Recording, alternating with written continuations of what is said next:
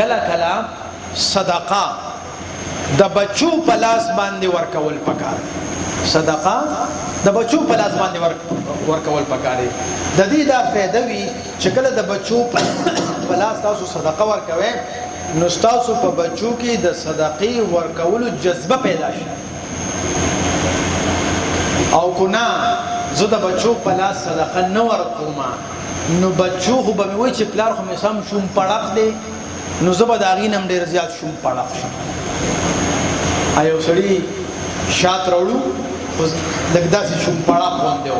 نو بچو ته به یې وي چې بچې دا شات ګورې به ډېر نه خورې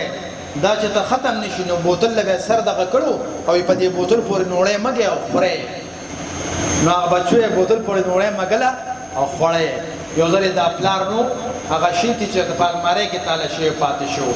پلار یې پریشان چې بچو خو مې لوږه تېره کړې وي او شاتو نه بغیر به روټۍ خوړلې وي خو هغې خو د پلار نه زده کړه کړې وه هغې هغه المارۍ پورې ډوډۍ مګله او خوړلی چې پلار یې راغی هلکه څنګه چلم کړی دی وی بابا مو خو شاتو سره روټۍ خوړلې ده پلار یې پریشان چې هغه بوتل یې مات کړي نه وي وی نه بابا بوتل هم نه مونږ هغه المارۍ پورې مګله وخوړی وي بچو بغیر د شاتو ډوډۍ نه تېرېږي نو چې مونږه د بچو په لاس صدقه ورکو په بچو کې به لا محاله دا تربیت پیدا شي چې هغې به بیا صدقه ورکوي او که نه مونږ د هغې په لاسو باندې صدقه نه ورکو نو هغې به بیا شوم پړقان کېږي نو دې سره به اټومیټیکلي تاسو اوس هغې ته د سخاوت تربیت په خولې نه وایې خو د هغې اټومیټیکلي تربیت کېږي اوس دا هغه خبرې وې چې په دې آیین او دستور جوړ شي که نه نو تاسو راته ووایئ چې آیا زمونږ په کور کې به د ماشومانو او د زنانو بغیر د وښلو ټکولو تربیت کېږي که به نه کېږي صحیح شو جي اوس تاسو ته زه هومورک در کوم کور کې به تاسو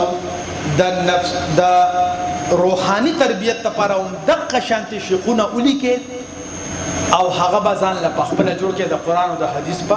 رڼا کې همدقه رنګې تاسو به چې کوم دی ځان له د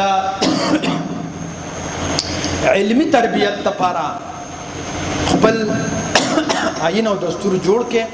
او هغه په خپل کور کې اویزان کې همدغه رنګ د اخلاقی تربیت لپاره به څه شیخونه جوړ کې او هغه به اویزان کې او آخري همدغه رنګ د جسمانی تربیت لپاره به څه شیخونه جوړ کې او هغه به اویزان کې نو امید دره به دی چې کال تیریږي که نه ستاسو د ماشومانو روحانی جسمانی او اخلاقی او دغه شانتې علمی تربیت په ان شاء الله العظیم په خپله شوي ستاسو د وینا ضرورت به نه پوهېږي جزاک الله خیر